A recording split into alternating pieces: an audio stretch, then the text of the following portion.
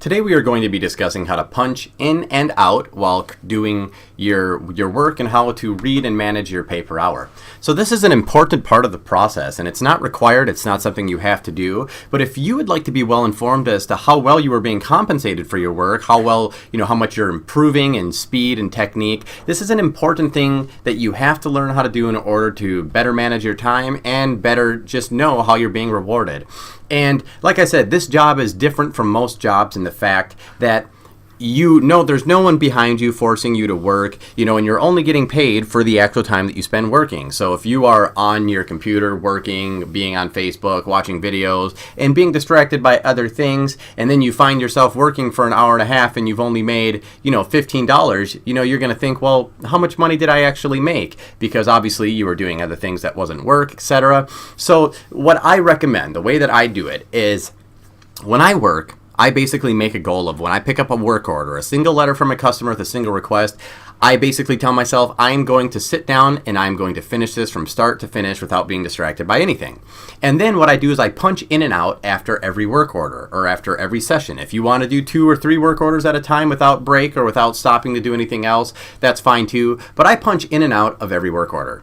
So let's say today that we have a new customer or a customer that wants us to do a few things for them. So as usual, we're going to create a work order for them. It should have been done already if you got it in the mail, but if you just got the letters and you're sitting down, you'd create a work order.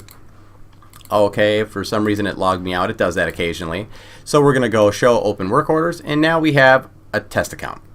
All right, so this person, let's say they want us to log in, they want us to do something. So the first thing that we do before we start anything, before we begin processing the work order, before we click anything else, is we go up here and we click punch in. All right, so now you see that changed to a punch out button. So now we can start working on what they want us to do.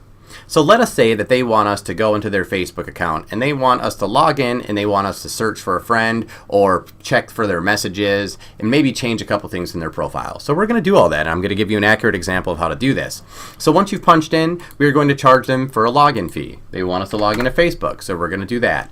Next, we're going to see, all right, we know we're going to see what their passwords and everything are. So here we go. We have the account login, which is test account, and the password's customer123. So we're going to go to that Facebook page, all right, and we are going to put in all this information. Oops.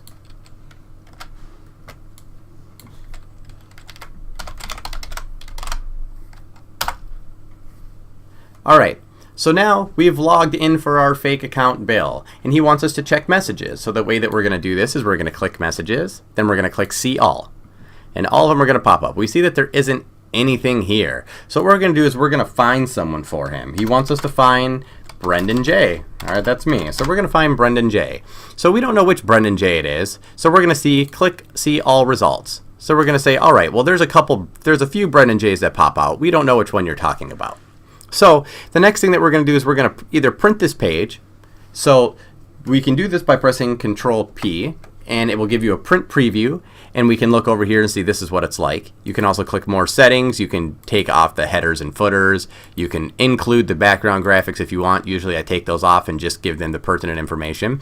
But the way that I do it is I use something called the snipping tool. So in Windows 10 or anywhere, you can just click the search and you can type in snipping, and this thing will pop up here, the snipping tool. So what I'm going to do is this is the snipping tool, and you can click new. So what I'm going to do is I'm just going to click and select the area that it wants me, and boom, we've basically copied that portion of the desktop screen. I'm going to save that. I'm going to click copy. Right here, the little copy symbol.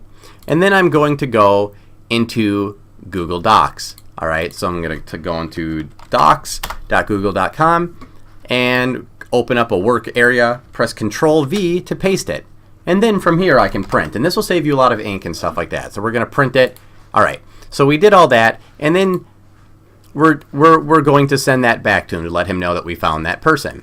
So we've done a couple things now. We have checked for messages, which there weren't any, so we do not charge them if there isn't any messages, because it only takes a second just to click and see that there's no new messages or see that there's no new messages on the icon. The other thing that we did is we went into social management and we found friends for him.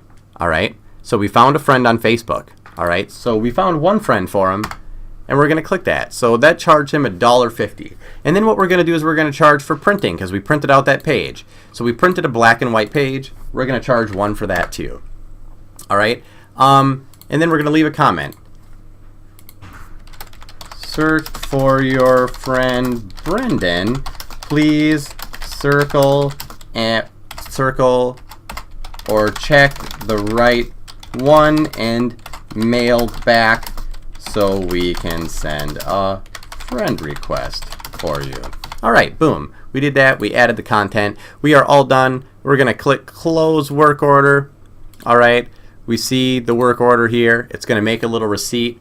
We'll go into another video that'll show you how to do this. But for now, we charge them for the receipt. And we print it out. We mail it to them. We're done. We mailed it to them. We click finish. All right, now that we're all done with the entire work order all together, we're going to click punch out. And when we click punch out, it'll show you that you've worked a total of 0.07 hours, and you've charged a total of 250 credits for an average of $37.50 an hour. All right, and so now that you click finish, your pay will be amended up here so you can see that you've earned more. That'll track it. But as you can see, since I did that real quick and I did that work order for him, blazing fast, even while explaining it, I've still made a total of $37.50 an hour. And this shows you the amount that you made after your percentage is taken off. So remember, every credit for all the credits you charge, you normally start off at only getting 65% of the credits you charge, and the business takes the additional 35% for service fees and for marketing and for all of our expenses that we have over here at corporate headquarters. So for you guys, you make 65% of everything you charge, and out of that 65% that you charge, you made a total of $37.50 an hour. This also does not include business expenses, so it doesn't include postage. It doesn't include printing. It doesn't include any of that. It only tells you how much you made for the work you did. So that is a quick example of how all of this works. And now when we go back to show open work orders, if we would like to create a new work order for our test account, we can create a new work order.